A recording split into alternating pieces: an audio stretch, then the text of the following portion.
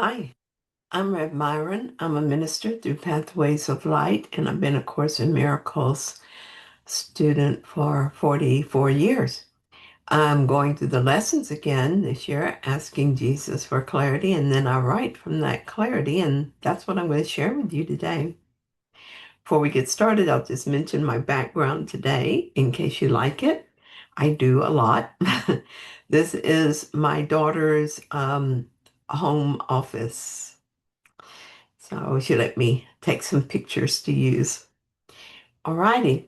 So we're looking at lesson 80. Let me recognize my problems have been solved.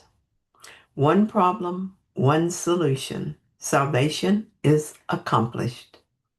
Freedom conflict, sorry, let me say that again. Freedom from conflict has been given you. Wow. May today I let it be just this simple. Yesterday, we learned that though we think we have many problems, all of which are different with different solutions, we actually only have one problem. No matter what the present problem seems to be about, the solution is that we believe in separation. My friend Johanna Van Zwedt wrote about this, and I found her description to be really helpful. Here's what she said. I was wondering why the belief in separation is the only problem. Then it occurred to me that identification with a separated state does two things in my experience. One, it perpetuates my sense of isolation, a premise that sets me up to view everything from a mistaken angle. And two, it cuts me off from connection to the unified and unifying stream of creation that is continually extending life, love, peace, and joy. As long as I believe in the separateness of expressions that have separate existences and see myself as a separate being, I cannot conceive of a source that freely shares its love and light through me and you and all of its extensions equally and continually. The dynamic of love and light extending and expanding is a problem-free dynamic. I practiced recognizing that my problems were really one problem yesterday and that that problem has been solved. And it did bring me peace. I accomplished each task I set for myself and even surprised myself with one I had not planned, which turned out to be very pleasant.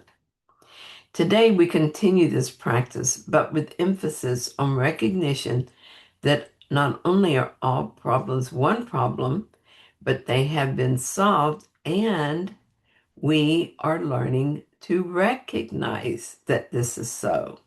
That's our emphasis today.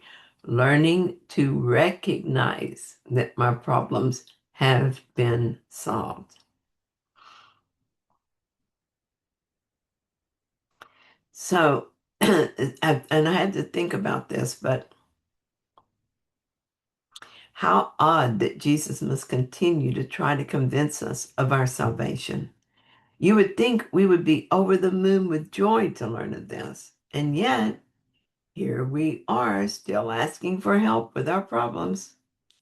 Here's a sentence that I find helpful. You have accepted salvation for yourself by bringing the problem to the answer. So let me give this a try and see what happens. I think I have a problem this morning. I have this lesson to do, to contemplate, to write about, and to record and post in multiple places. I have my taxes to organize, which is a big job I don't like. I have quite a lot of work to do for my nonprofit that has a looming deadline, and I have classes all day to facilitate. So, how do I use this problem with time to gain salvation rather than suffer more conflict? Jesus says I need to bring the problem to the answer. The answer is that my problems have been solved. So I do that. At first, it feels like nothing changes, and then suddenly it does. Oh, I see. The problem was never the situation, it was a belief that I could be overwhelmed, which comes from believing I'm separate and on my own. My problem isn't one of constraints. It is that I'm afraid of the time constraints. Jesus is not offering me another way to cope with a problem, but a true correction of it. And I can feel the difference. I'm not solving the problem. I'm recognizing it was never real in the way I thought.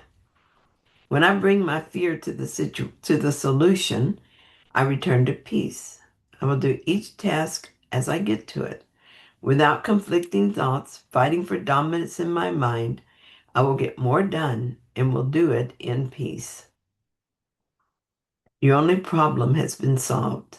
Repeat this over and over to yourself today with gratitude and conviction. So I will do that. I'll do that too. Of course I will. This is the answer to every problem. It's a key to salvation. I want peace more than anything in the world. Accepting this lesson and using it consistently will give me the peace I want. And yet I've noticed in the past that I tend to forget to make this choice in the busyness of the day. But I can't afford to forget to bring the problem to the solution. So I wrote the reminder on my calendar, which I look at often during the day. Each time I glance at my calendar, I am reminded of my determination to be free of conflict, to be saved. I will not collect grievances today. I am determined to be free of problems that do not exist. The means is simple honesty.